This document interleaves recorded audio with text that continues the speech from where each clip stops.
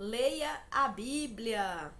Olá, sejam todos muito bem-vindos ao nosso canal. Meu nome é Alba e esse é o canal Pouco Tempo.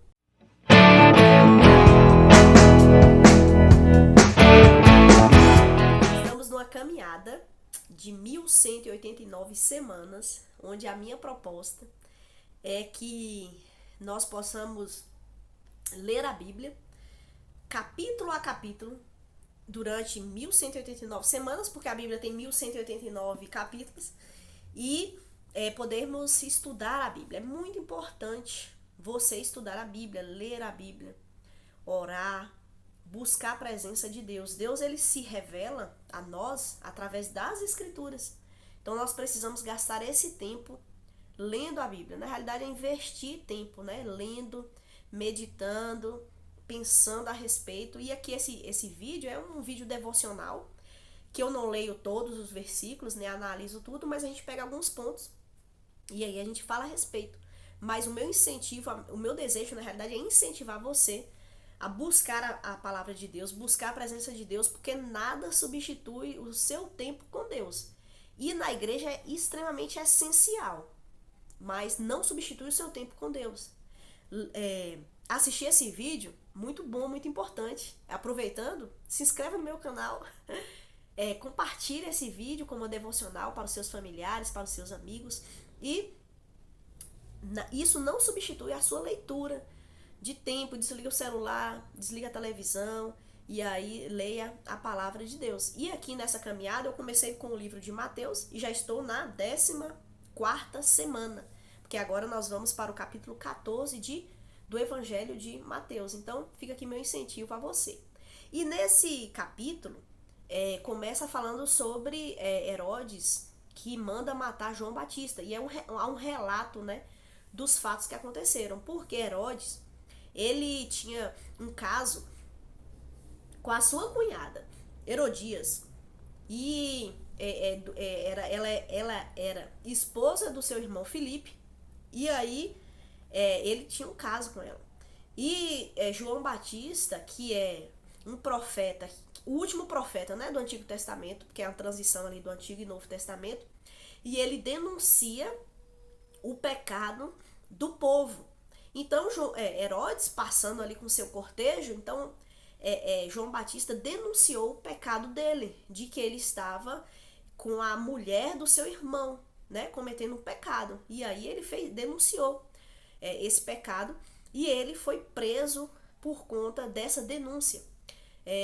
Nós, como crentes, não devemos abrir mão daquilo que a Bíblia diz que é pecado, tanto na nossa vida, pau que bate em Chico, bate em Francisco, né? Então, primeiro, o pecado que é denunciado na nossa vida, nós precisamos confessar esse pecado, nos arrepender desse pecado, buscar uma vida de transformação. Mas também precisamos denunciar o pecado com sabedoria, da maneira que Deus nos direcionar, mas denunciar o pecado que há na sociedade e conforme a vontade de Deus. Mas provavelmente nós vamos sofrer algum tipo de retaliação, algum tipo de julgamento por conta da nossa atitude, mas nós precisamos ser fiéis ao Senhor.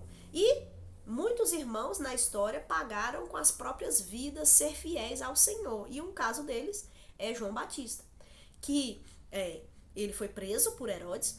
E aí um dia lá num banquete, numa festa, numa farra, Herodes, a filha de Herodias, dança de uma forma sensual, provavelmente.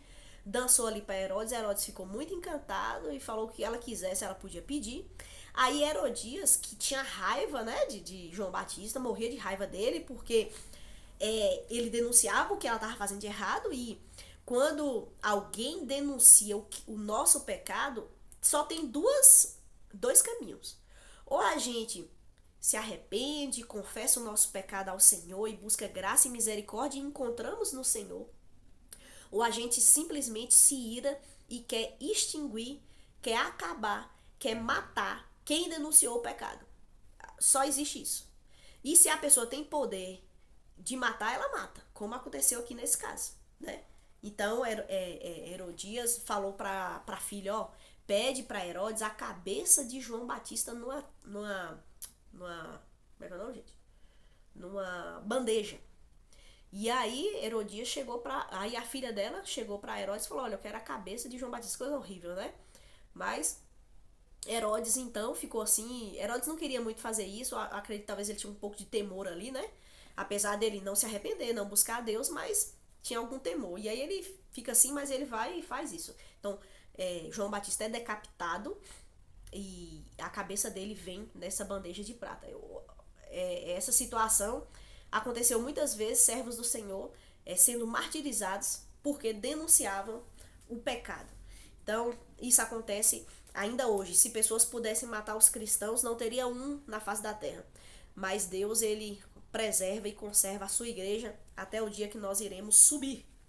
E aí depois o texto continua falando sobre a primeira multiplicação dos pães, mas o versículo que eu quero ressaltar aqui é o versículo 13. Antes de Jesus fazer essa multiplicação de pães, a narrativa é assim: logo que Jesus ouviu a notícia de quê? De que João Batista tinha sido decapitado, partiu de barco para um lugar isolado, a fim de ficar só. Então Jesus ele parte para um lugar mais afastado, e Jesus buscava ficar só algumas vezes, e essa solidão aqui era na busca de falar com Deus, orar a Deus, buscar a presença do Senhor. E novamente, no versículo 23, aí sim Jesus ele multiplica os pães, e no versículo 23 fala assim: depois de mandá-los para casa, então depois que Jesus multiplicou os pães, ele mandou aquela multidão de volta para casa, Jesus subiu sozinho ao monte a fim de orar. Quando anoiteceu, ele ainda estava ali sozinho. Então Jesus ele buscava tempo de oração. A oração é uma marca muito forte na presença de Jesus. Jesus, nós sabemos que ele é parte da Trindade, né? Deus, ele é um, mas ele se manifesta em Deus Pai, Deus Filho e Deus Espírito Santo. E a marca dessa Trindade é o relacionamento de amor. Então Jesus ele buscava a presença e a comunhão com a Trindade. Então ele se isola para orar. E Jesus é maravilhoso, e nós podemos aprender com ele que nós precisamos investir tempo na oração. Orar pelo nosso país, orar pelos nossos familiares, orar para que o evangelho avance, orar para que mais pessoas ouçam de Deus e compreendam o evangelho, orar por nossas vidas, nossas mazelas, orar para que Deus nos use, orar para que Deus mude, transforme a nossa mente, para que nós possamos viver mais de acordo com o evangelho. A gente viu aqui, né, João Batista foi martirizado por amor ao evangelho, porque ele tinha um compromisso total com o evangelho. Qual é o nosso compromisso com o evangelho? Será que nós seríamos perseguidos? Será que nós somos perseguidos por causa do evangelho? Isso deveria ser algo até desejado, no sentido assim, de que nós vivemos de uma forma tão íntegra, de uma forma tão envolvida em um relacionamento com Jesus, que esse relacionamento provoque duas coisas. Ou, eu falando aqui, eu lembrei de uma história, né? Tem uma história de um bispo anglicano que disse que Paulo, o apóstolo, quando ele ia para alguma cidade, sempre acontecia um alvoroço. Ou pessoas, por causa da mensagem, né? Ou elas expulsavam Paulo, apedrejavam Paulo e viravam confusão na cidade. Ou havia um mover do Espírito Santo e as pessoas se arrependiam, buscavam ao Senhor. E havia sempre essas duas coisas. Um grupo queria matar Paulo e um grupo se convertia ao Senhor. E aí esse padre anglicano diz que onde ele vai, sempre serviam a ele chá. Por quê? Porque era monótono, porque era o mesmo. Mas nós precisamos então buscar uma intimidade com Deus tão grande que onde nós cheguemos aconteça duas coisas: ou um alvoroço de ira, ou um alvoroço de arrependimento. Não por nós, mas pela mensagem que carregamos, né? Então fica aí essa dica aí para nós, essa devocional, né? E por fim, o texto acaba dizendo que Jesus cura os enfermos. Antes disso, o texto fala que Jesus ele anda sobre as águas, né? E Pedro sai do barco porque Jesus ficou sozinho orando. Depois os discípulos já tinham entrado no mar e estavam longe. Aí Jesus foi andando tranquilamente em cima das águas até chegar no barco. E aí quando eles viram Jesus se aproximando, eles ficaram assustados e achou que era um fantasma. Gritaram. E aí Jesus fala, calma, sou eu. E Pedro fala, se for o Senhor mesmo, faça com que eu vá até o Senhor. Jesus falou, vem. E Pedro andou sobre as águas. Né? Às vezes a gente fica falando, né, Pedro desceu, né, porque parou de olhar para Jesus, mas ele foi o único homem que andou sobre as águas, né, além de Jesus, né. Mas depois Pedro, então, ele acaba caindo, começando a se afogar, porque ele para de olhar para Jesus, e a nossa vida é assim. Quando a gente está olhando para Jesus, a gente caminha independente do terreno, mas quando a gente para de olhar, é complicado, né? E aí no versículo 33 fala assim: então os outros discípulos o adoraram e exclamaram, de fato, o Senhor é o Filho de Deus. Jesus, ele anda sobre as águas, e Jesus faz muitos sinais justamente para isso, para identificar a sua autoridade quanto Deus. Hoje, Jesus não precisa fazer isso porque ele não está aqui e porque as escrituras naquela época estavam sendo formadas. Então, aquele grupo de discípulos estavam sendo formados e compreendendo que Jesus é o Filho de Deus. Ele é o Cordeiro de Deus que tira o pecado do mundo.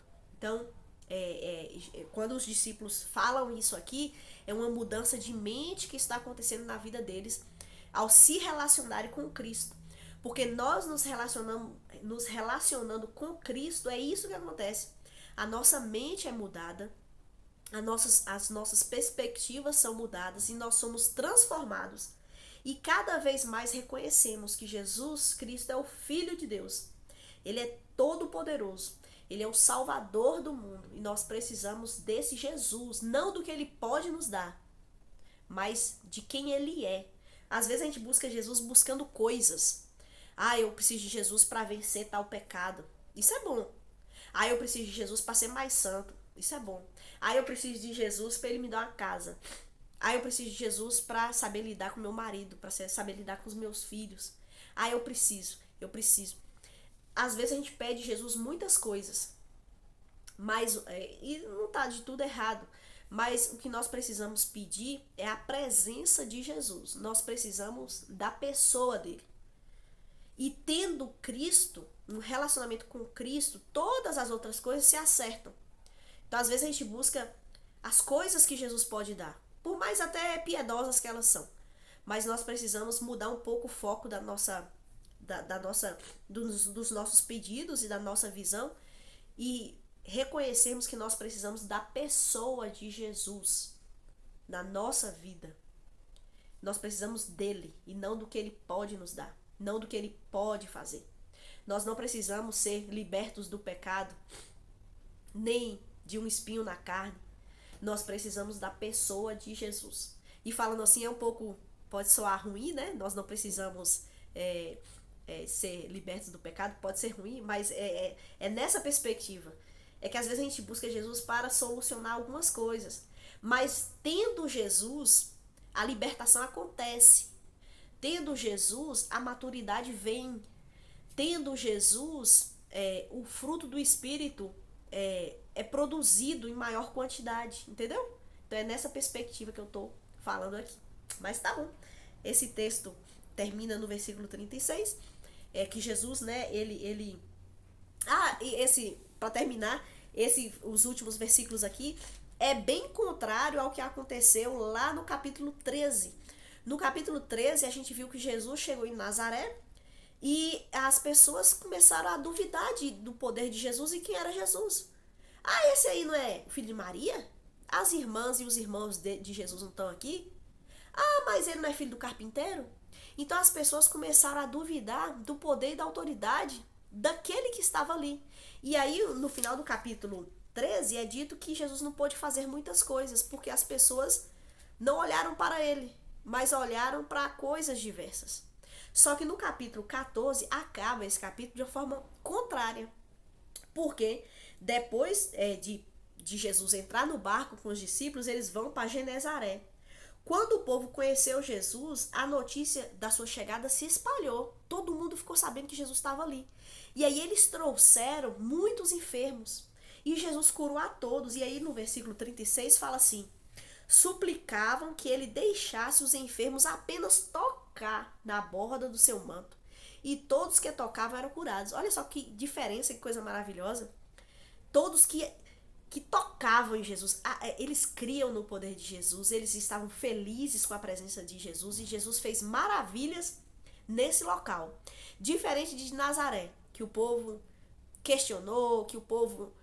questionar não é problema, né? O problema é a incredulidade.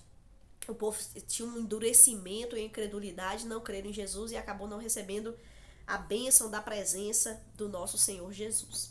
Que Deus abençoe sua vida. Muito obrigada por você me acompanhar até aqui. E até a próxima. Lembrando que meus vídeos saem toda terça e todo sábado. Todo sábado é essa caminhada com a Bíblia, né?